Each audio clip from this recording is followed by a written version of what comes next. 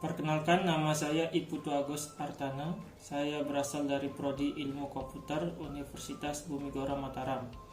Di sini saya bersama teman saya akan menyampaikan sebuah materi Fuzzy Inference System atau penalaran fuzzy. Di dalam Fuzzy Inference System ini terdapat beberapa metode. Kali ini saya bersama teman saya akan menyampaikan sebuah metode, yaitu metode Sugeno.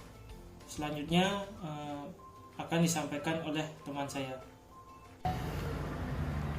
Halo, perkenalkan nama saya Kudrah Samsi Firdaus, NIM saya 20010010171. Di sini saya akan mengenalkan tentang Fuzzy Inference System. Fuzzy Inference System adalah sistem yang dapat melakukan penalaran dengan prinsip serupa seperti manusia melakukan penalaran dengan nalurinya. Sistem ini didasarkan atas teori logika fuzzy yang merupakan sebuah kerangka kerja perhitungan berdasarkan konsep teori himpunan fuzzy dan pemikiran fuzzy yang digunakan dalam penarikan kesimpulan atau keputusan. Di sini kami menggunakan bentuk metode Sugeno. Bentuk penalaran dengan metode ini hampir sama dengan penalaran Mamdani. Hanya saja output yang dikeluarkannya tidak berupa himpunan fuzzy, melainkan berupa konstanta atau persamaan linear. Metode ini dibagi atas dua model, yaitu model Fuzzy Sugeno ordinal, yang dimana bentuk model Fuzzy Sugeno ordinal ini adalah if x1 is a1 dan x2 is a2 dan xn is an, dan z maka sama dengan k. Dengan AI adalah himpunan, dengan A1 adalah himpunan fuzzy ke I sebagai antar sedan, dan K adalah suatu konstanta sebagai konsekuen. Terus model Fuzzy Sugeno order 1, secara umum bentuk model Fuzzy Sugeno order 1 adalah if x1 is A1 dan xn is an, dan z p1 dikali x1 ditambah pn dikali xn plus q, dengan A1-nya adalah himpunan fuzzy ke-1 sebagai antesedan dan Q-nya adalah suatu konstanta tegas ke I, dan Q juga merupakan konstanta dalam konsekuen. Apabila komposisi aturan menggunakan metode Sugeno, maka difusi dilakukan dengan cara mencari nilai rata-ratanya. Contohnya seperti kita lihat di PPT ini, ada suatu perusahaan minuman kaleng yang memproduksi minuman jenis XYZ. Dari data 1 bulan terakhir, permintaan terbesar mencapai 5.000 kemasan per hari dan permintaan terkecil 1.000 kemasan. Terus persediaan barang di gudang itu terbanyak mencapai 600 kemasan dan terkecil pernah mencapai 100 kemasan. Dengan segala keterbatasan, sampai saat ini perusahaan baru mampu memproduksi barang maksimum 7.000 kemasan per hari. Untuk efisiensi mesin dan SDM tiap hari diharapkan perusahaan memproduksi paling tidak 2.000 kemasan. Pertanyaan, berapa kemasan minuman XYZ yang harus diproduksi jika jumlah permintaan sebanyak 4.000 kemasan dan persediaan di gudang sebanyak 300 kemasan apabila produksi perusahaan tersebut menggunakan aturan fuzzy? Jadi yang pertama itu artinya if permintaan turun dan persediaan banyak, dan produksi permintaan lebih besar dari persediaan. If permintaan turun dan persediaan sedikit, dan produksinya permintaan. Dan R3-nya, jika permintaan naik dan persediaan banyak dan produksinya permintaan. Dan R4, if permintaan naik dan persediaan sedikit dan produksinya 1,25 dikali permintaan dan persediaan. 3 variabel fuzzy yang digunakan dimodelkan dengan kurva linear naik dan turun. Nah, jika dilihat seperti gambar, ini merupakan kurva linearnya, yang pertama itu dengan permintaannya, yang kedua dengan persediaan, yang ketiga produksi atau kemasan. Kemudian akan dilanjutkan dengan kawan saya Putu Agus. Ya, selanjutnya di bagian yang kedua ini kita hitung nilai keanggotaan untuk variabel permintaan. Di sini kita hitung yang turun terlebih dahulu.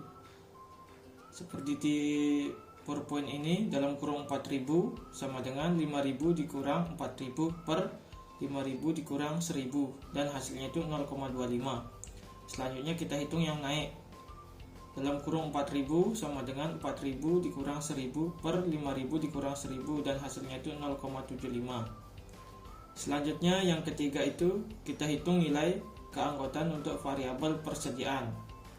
Di sini kita hitung yang sedikit terlebih dahulu. Dalam kurung 300 sama dengan 600 dikurang 300 per 600 dikurang 100, hasilnya itu 0,6. Selanjutnya kita hitung yang banyak. Dalam kurung 300 sama dengan 300 dikurang 100 per 600 dikurang 100, dan hasilnya itu 0,4. Selanjutnya yang keempat, hitung nilai A predikat untuk masing-masing fungsi implikasi dengan menggunakan operator min. Yang pertama R1, if permintaan turun and permintaan banyak, then produksi sama dengan permintaan dikurang persediaan. A predikat turun and banyak, min turun dalam kurung 4000, banyak dalam kurung 300, min 0,25 dibagi 0,4, hasilnya itu 0,25. Nilai Z1 sama dengan 4000 dikurang 300 sama dengan 3700.